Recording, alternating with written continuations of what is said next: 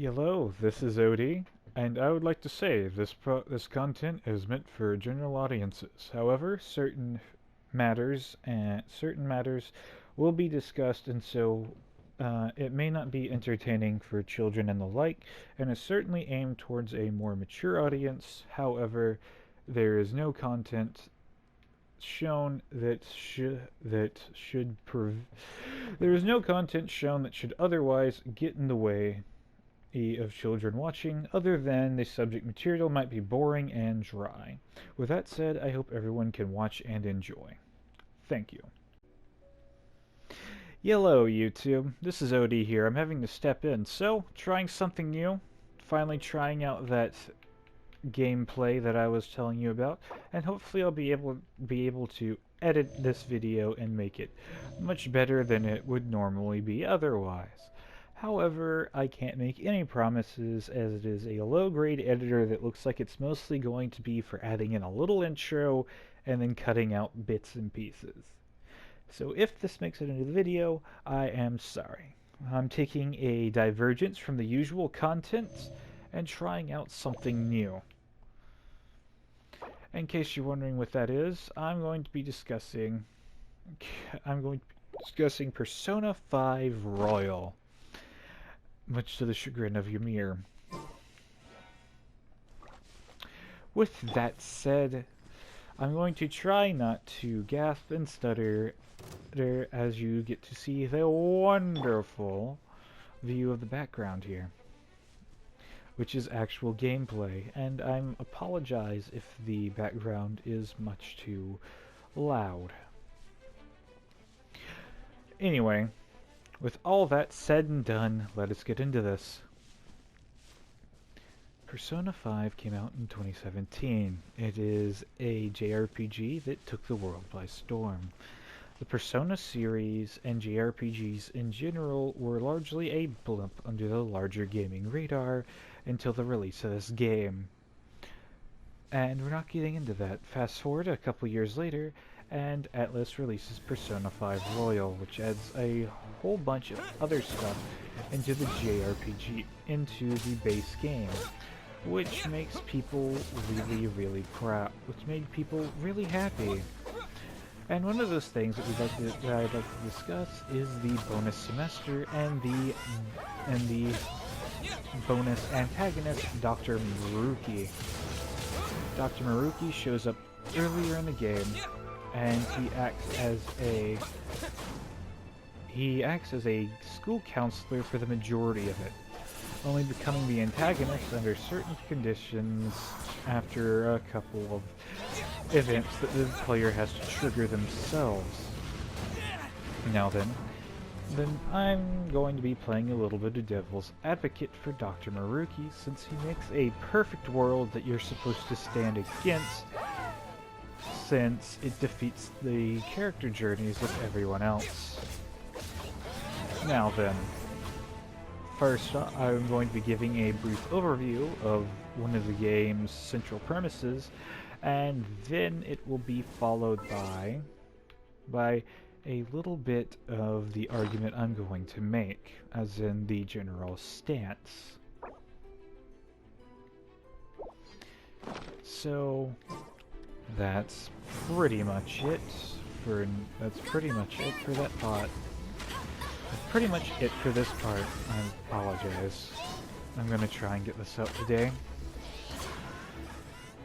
So, in case you're wondering, Persona 5 is built on something known as the Metaverse. And in case you're wondering what that is, it is a cognitive world that shows the distorted desires of mankind. When someone becomes much too distorted, you can usually find that they get their own little world in the Metaverse. Things that affect the person in real life can change their cognition and affect how they view people, and it affects their palace. Now then, the game climaxes with the main party cast going on to try and defeat a god. And you actually succeed if you get the good ending, which is all fantastic and well, and it serves as an excellent climax. However, The main problem with this is that it originally didn't have much weight other than you reformed society by defeating the deity that society believed and held so dear that ultimately ended up entrapping them. So there is that. Something, however, with the bonus semester, you get to meet good old DR.Maruki, or well, you don't get to meet him. He ends up becoming the final boss of the game, and it's actually very well executed because, unlike the other antagonists, he isn't necessarily evil or a villain. Instead, I think a lot of people can get behind with what Maruki is saying. Now then, let's get into this. My argument is essentially on the practical effects of Maruki and what he has done, but everyone praising the game will mainly be talking about the ethos and emotion that they got from the game and how it is just a overall fantastic, shall we say? Wunderbar. It's a wunderbar way to experience the game and a wonderful conclusion to the arcs and journeys that the people were going through. Throughout the game of Persona 5, you have your party, and you have, of course, a few other people who help you. And as Persona is a life sim, one of the things is about progressing your relationship and deepening your bonds with these people. Now, I have various examples, such as Makoto, Futaba, Sakura, Kawakami. Pretty much the entire cast is affected by social issues, injustices, or problems in their own ways. And it's important that they either get the help or progress and overcome these problems themselves, which is, you know, the core of the game, change in society. Take a moment to pause. Alright. Hopefully I'm going to be able to edit that out. So, what ends up happening is Maruki actualizes a perfect world that allows everyone's wishes and dreams and most held desires to finally come true. The protagonist gets out of being a delinquent with a criminal record. Akechi gets to come back to life, and Futaba, who lost her mother, gets her mother back. Now then, the main argument again of why you have to oppose Maruki and why his worldview is wrong and what he's doing is wrong is that he is essentially getting in the way in the progress, the self-actualization of all your companions and confidence, which is a pretty good reason to stand against him. However, what I'm going to be focusing on is the fact that the world is larger than the Persona 5 cast. You see, the idea behind Maruki is you're running away from your problems instead of facing them and overcoming them.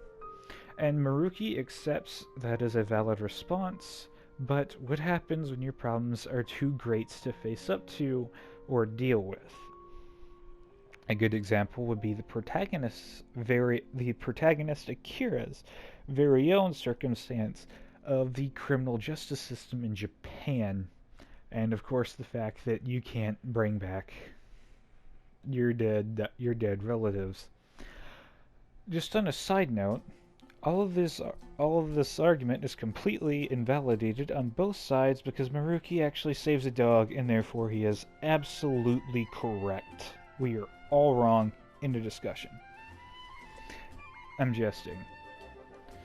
But that's honestly a beautiful world where your pets don't have to die, and I honestly think that that's a huge point of why he's right.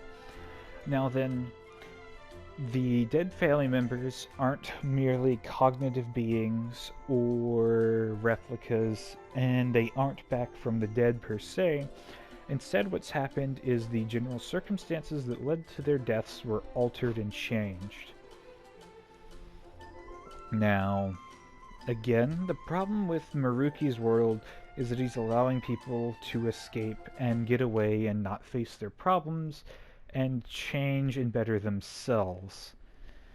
He's essentially taken away a bunch of their character development. And that's pretty good reason. I can't argue with it. Again, that's the emotional side. And I honestly think that people are right there and I can get behind that. However, the problem with focusing or going against Maruki's world is it's a little bit irresponsible. Maruki isn't a dictator or an evil god of sorts. He's generally invested in the people's best interests, which is honestly quite nice, because not too many people will ever really care for you and give their opinions or will try and help you, you know, outside of your friends and whatnot. Now, if Maruki was evil, yeah, there's a big problem because he's an evil dictator, but that's a problem in a lot of literature. I like the question of what if someone who generally has good intentions gets near divine power, and its execution and royal.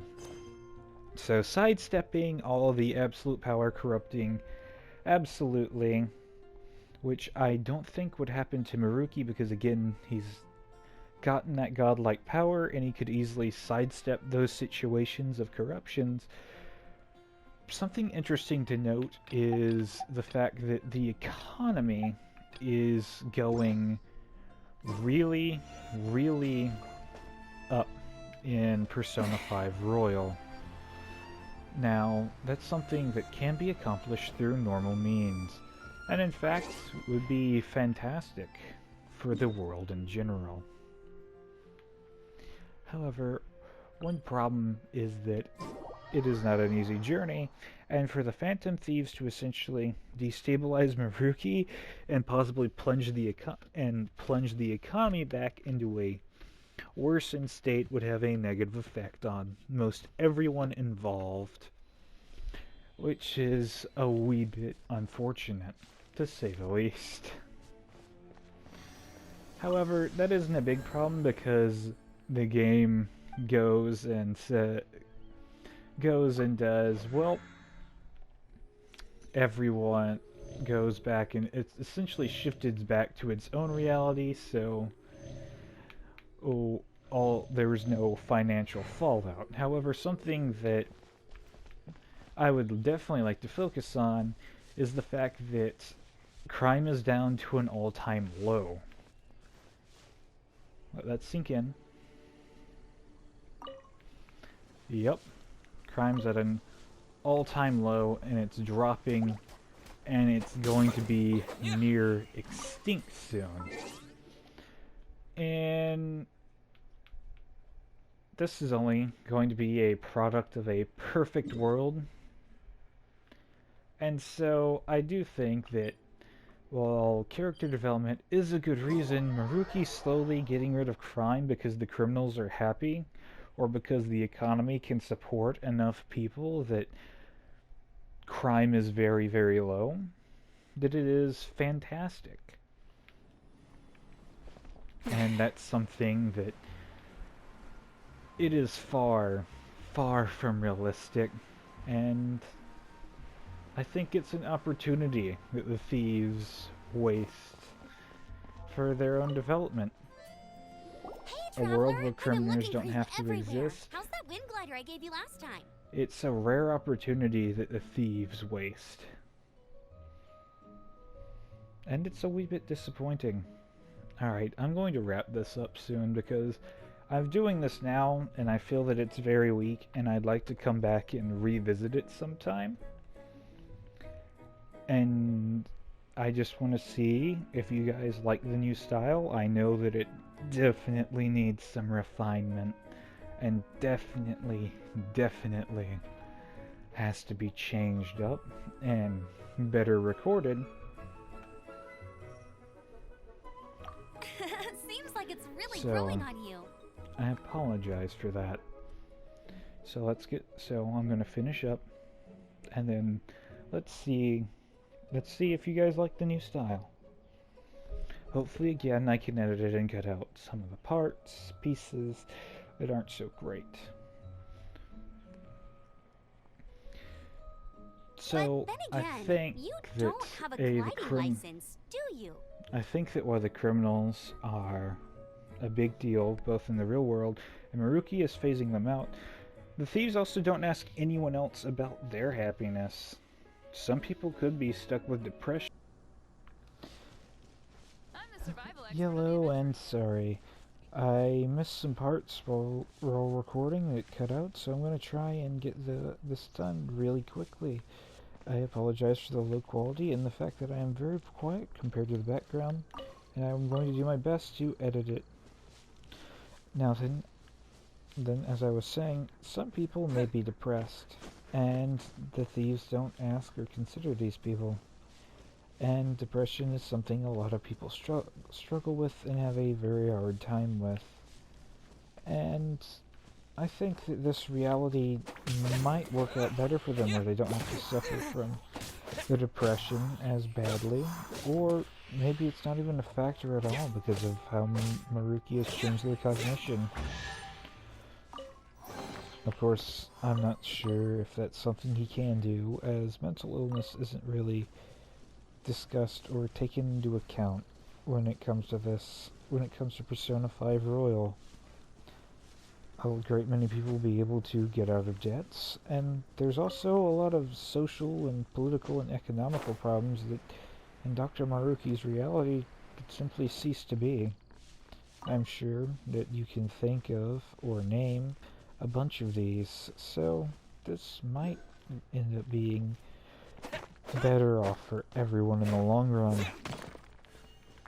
Achievements and things that have needed to happen for a long time but haven't been able to come about because of certain situations relating to people and how they see and treat each other might finally be able to get solved, which would be quite nice. Or we could finally have a bunch of breakthroughs in certain fields that have needed to happen for a long time. Freeze. However, that's all small potatoes. Royal's still an excellent game, and its main point still stands. But I think Maruki's world, while impossible, the chance that it is impossible should have been seized for all the things that can't just happen readily in the current reality. But that would ultimately defeat the message and the fun of it, wouldn't it? With that said, I'd like to sign off here. Thank you everyone for watching. You all make my day, and thank you for taking time to help out and watch this. And again, I apologize for the poor quality and the terrible editing and the sudden clips and the sudden cuts that might be jarring. However, your support means a lot, and I thank you all and wish that you're all doing wonderful. I hope that you're getting the help and the love and the care that you need, and I hope that we can hopefully all make the world a better place. So, thank you all for your support, and I support you right back, and hopefully we can spread a little love and kindness in the world. Thanks.